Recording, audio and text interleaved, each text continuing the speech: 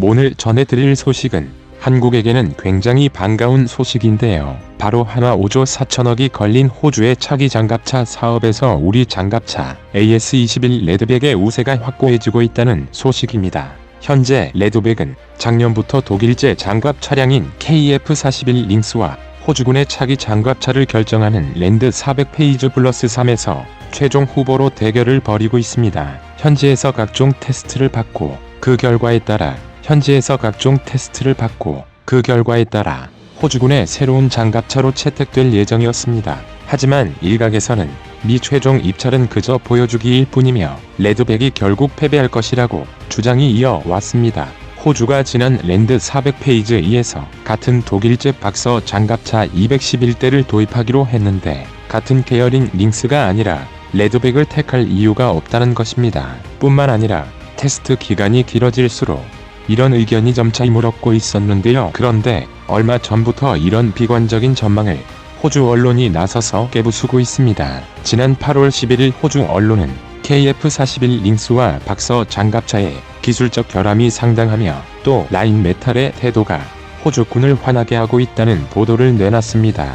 보도의 내용이 절반만 사실이더라도 호주군이 링스를 도입할 일은 없어 보이는데요. 반면 레드백은 아무런 문제 없이 테스트를 순조롭게 통과하고 있습니다. 한마디로 레드백이 호주군의 차기 장갑차가 될 가능성이 굉장히 유력해졌다는 것입니다. 그래서 준비했습니다. 오늘은 레드백의 경쟁자인 독일제 장갑차에 무슨 문제가 있는지 알아보고 왜 한국의 레드백이 유력해졌는지에 대해 알아보겠습니다. 지난 11일 호주 ABC 뉴스는 5억 6천만 달러를 들인 복서 장갑차가 그 보도 내용이 상당히 충격적인데요. 레드백이 독일의 KF41 링스와 경쟁하고 있는 페이즈 3 이전에 도입된 박서 장갑차가 엄청난 결함투성이며 링스 역시 심각한 결함이 있다는 내용입니다. 게다가 제작사인 라인 메탈은 이를 사전에 알고 있었음에도 이미 팔린 무기를 인질로 삼아 호주 정부를 위협하고 있다고 합니다. 이뿐만 아니라 가장 큰 문제는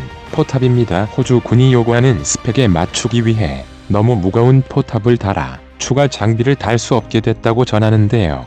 호주가 요구하는 대전차 미사일을 직접 요격하는 하드킬 시스템인 아이언 피스트를 달 수 없다고 합니다. 더 이상 장갑만으로 차량의 생존성을 보장할 수 없는 현대 전장에서 하드킬 시스템을 탑재할 수 없다는 것은 그것만으로도 심각한 결함입니다. 그런데 여기서 황당한 점은 복서와 링스의 제작사인 독일 라인 메탈사가 호주를 상대로 갑질을 하고 있다는 것입니다. 라인 메탈은 전차포와 각종 장갑 차량을 생산하는 독일의 대표 방산업체입니다. 우리 군의 K1A1 전차에 장착된 44구 경장 120mm 전차포 M256과 너무 비싸 수출은 잘 이뤄지지 못했지만 성능만큼은 인정받는 펜저 파우스트 PZH-2000 역시 라인 메탈사의 제품입니다. 한마디로 미국과 유럽으로 대표되는 서방제 무기 중 각종 포화장갑 차량 부분의 표준이 되는 회사가 라인 메탈인 것입니다. 상황이 이렇다 보니 라인 메탈사는 최근까지 별 무리 없이 무기를 팔아왔습니다.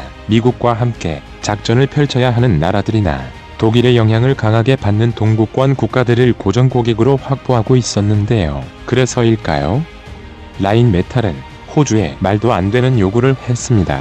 그 대표적인 사례가 복서 등 라인 메탈이 호주에 공급하는 차기 장갑차에 들어갈 포는 라인 메탈에서 생산된 탄약만 쓸 수 있다는 것입니다. 한마디로 독일에서 탄약을 공급해주지 않으면 포를 쓸 수가 없는 것이죠. 이는 물건을 판매하는 을의 입장에서 절대 해서는 안 되는 행동입니다. 그러나 라인 메탈은 한술 더 떠서 타이어까지 제약을 걸었는데요.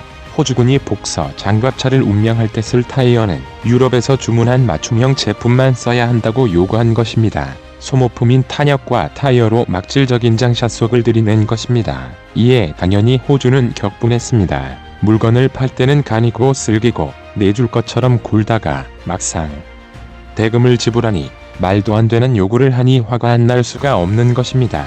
심지어 이게 끝이 아닙니다. 레드백과 페이지 3 사업에서 경쟁하고 있는 KF41 링스 역시 매우 심각한 결함이 있다고 하는데요. 지난 1월 한화 디펜스 호주법인은 호주 멜버른에서 레드백 공개 행사를 열었습니다. 이후 레드백의 여러 정보가 공개되기 시작했는데요. 랜드 400 페이지 3 사업의 최종 대결이 시작된 것입니다. 이 경쟁에서 레드백이 가진 강점은 포탑과 아이언 비전, 아이언 피스트 그링 모듈식 장갑입니다. 레드백의 포탑 T2000은 이스라엘 방산기업 엘빗 시스템사가 만들고 원격 사격 통제 체계는 하나와 손잡은 호주 EOS사가 개발한 원격 무장, 광학 장치, 사격 통제 장치 등이 결합된 UT-30MK2 호주 버전인 T2000 포탑을 탑재했습니다. 최첨단 전투기에나 적용되는 첨단 센서와 사격 통제 체계를 장갑차에 탑재한 것이 가장 큰 특징인데요. 차량 내부에서 착용자가 특수 헬멧을 쓰고 고글 화면을 통해 전차 외부 360도 전 방향을 감시할 수 있는 마이언 비전은 능동 위상 배열 레이더와 연동해 전차로 날아드는 적 대전차 미사일 등을 사전에 포착해 요격하는 아이언 피스트라는 능동 방어 기술이 탑재됐습니다. 또한 레드백은 우리 군에 실전 배치돼 성능이 검증된 K-21 보병 전투장갑차 기술에 K-9 자주포의 파워팩 솔루션을 더해 만든 미래형 궤도 장갑차입니다. 이스라엘이 개발한 마이언 비전은 헬멧 착용자가 고개를 돌리면 T2000 포탑이 따라서 회전하고 고개를 들거나 숙이면 포신도 따라 위아래로 움직이는 마치 HMDS와 매우 흡사한데요. 로겔 콜린스사가 개발해 로키드 마틴에 납품한 이 장비는 세트당 4억 4천만원짜리의 장비로 3세대 HMDS로 F-35의 조종사 헬멧과 유사한 성능을 보이고 있습니다. 3세대 HMDS를 통해 아이언 비전의 대표적인 기능은 HMDS 헬멧을 쓰면 전후 좌우는 물론 발밑 공간까지 헬멧의 디스플레이를 통해 360도를 한눈에 볼 수 있습니다. 또한 적이 나타나면 헬멧 스크린에 자동으로 추격 목표가 표시되고 경고음을 내며 추적합니다.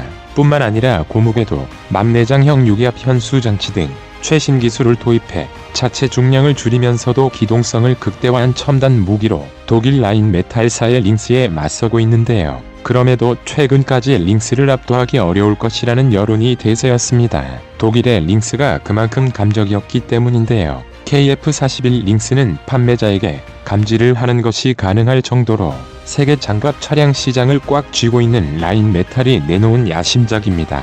포의 명가답게 우수한 성능을 발휘하는 35mm 기관포를 탑재하고 부무장으로 무인기 발사대를 장착할 수 있는 첨단 무장에 집중하면서도 신뢰성 확보에 집중한 차량인데요. 라인 메탈이 직전에 개발했던 푸마 보병 전투차의 실패를 답습하지 않기 위해 신뢰성에 집중했습니다. 푸마 보병 전투차는 최신 트렌드에 맞추기 위해 억지로 과도한 성능 함상을 추구하다 개발 기간이 늘어져 완전 실패한 무기가 됐는데 여기에 독일군의 군축까지 겹치며 사업이 완전히 백지화됐습니다. 그래서 라인 메탈은 이번 림스 장갑차에 이미 신뢰성을 입증한 PZH-2000 자주포의 궤도와 복서 장갑차의 MBC 등을 사용했습니다. 하지만 엔진과 변속기는 새로운 체계를 도입해야 했는데요. 여기서 문제가 터졌습니다. 벤츠와 아우디의 나라 독일에서 만든 훌륭한 엔진이라 알려졌던 림스의 리멜 엔진에서 여러 문제가 터진 것인데요. 호주군 관계자에 따르면 림스뿐 아니라 이미 도입된 박서장 감차의 MTU 엔진에서도 문제가 속출하고 있다고 합니다. 품질과 신뢰의 독일산 엔진이라는 신화가 무참히 깨지고 있는 것인데요. 독일의 방산업이 쇠락한 원인은 독일의 대대적인 군축에 있습니다. 2018년 독일 슈피겔지는 충격적인 보도를 했는데요. 독일 해군의 잠수함 6척이 모두 가용 불가 상태에 빠졌으며 독일 공군의 주력인 유로파이터 128대 중 고작 4대만이 작전이 가능한 상황이라는 보도였습니다. 이는 높은 유지비와 인건비로 인해 정비에 제한이 있었기 때문이라고 밝혔습니다. 국제전략문제연구소의 자료에 따르면 2018년 독일의 네이토 기준 국방비는 약 390억 달러이던 대한민국에 비해 100억 달러 이상 큰 500억 달러를 지출하고 있습니다. 2021년 3월 현재 환율을 기준으로 하면 11조 3천억에 가까운 차임인데 요육군 6만 명, 해군 1만 6천 명, 공군 2만 8천 명 규모의 독일군의 인건비가 아무리 비싸다고 하더라도 이는 말이 되지 않는 상황인 것입니다. 반면 우리 한국의 AS-21 레드백은 아무런 문제 없이 선전하고 있습니다. 고무궤도와 신뢰성이 입증된 엔진 덕에 아주 부드러운 승차감을 제공합니다. 이는 페이즈 3 사업의 또 다른 경쟁자였던 에이젝스를 경험했던 호주군에게 큰 메리트로 여겨지고 있습니다. 에이젝스는 영국의 차세대 장갑차 사업인데요. 지금 영국은 3억 5천만 파운드, 우리 돈으로는 5천억 이상의 예산으로 개발한 에이젝스 장갑차 프로젝트가 난항을 겪고 있습니다.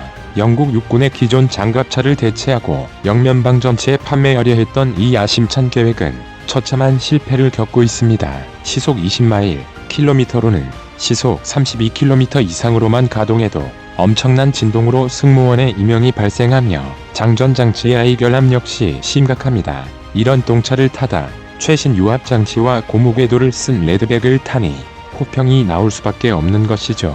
그런데 장점은 이게 다가 아닙니다. 이미 수출되어 호주 현지에서 생산되고 있는 K9 자주포와 공장을 공유할 수 있다는 점이 가장 큰 강점으로 꼽히고 있습니다. 게다가 레드백은 하나의 군수기업이 개발한 무기가 아닙니다. 레드백의 개발사 한화는 호주 의장 감차 교체 사업에 이어 벌어지 대형 사업을 고려해 협업으로 위험 부담을 줄였습니다. 여기에 참여한 업체는 그 이름만으로도 대단한 업체들인데요. 이스라엘의 엘비, 미국의 오시코시 등을 끌어들여 부족한 기술을 보완하고 사업 리스크를 최소화한 것인데요. 이런 노력 덕에 거의 4,000대의 브래들리 장갑차를 대체하는 미국의 선택적 유민 차량 사업 OMFV에서도 한화는 신뢰할 수 있는 파트너로 여겨지고 있습니다. 그러니 만약 링스 장갑차가 이대로 결함을 해결하지 못한다면 한화의 레드백이 호주와 미국을 시작으로 세계 장갑차 시장을 석권하는 것도 충분히 가능한 이야기가 됩니다. 만약 한화가 영국이 실패한 에이젝스 사업까지